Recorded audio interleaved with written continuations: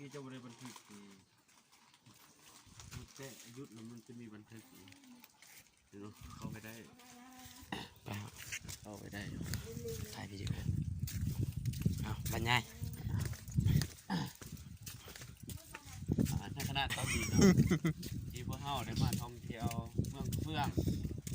ที่อุดมสมบูรณ์งามไปด้วยวัดว่าเป็นวัด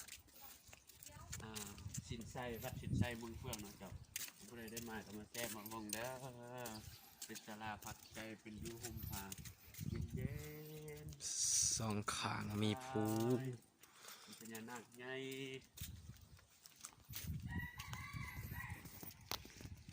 มาเข็น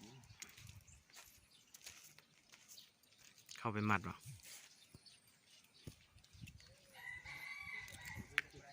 เดี๋ยวครับ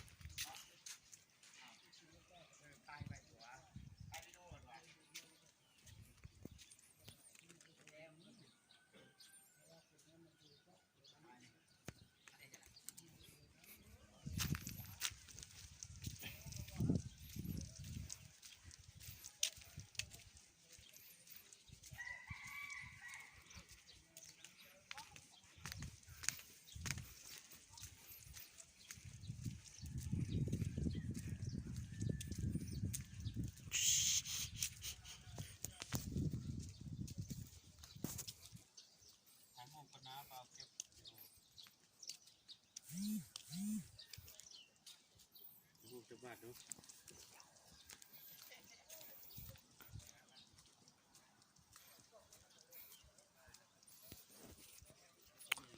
ปลากองเขาใหญ่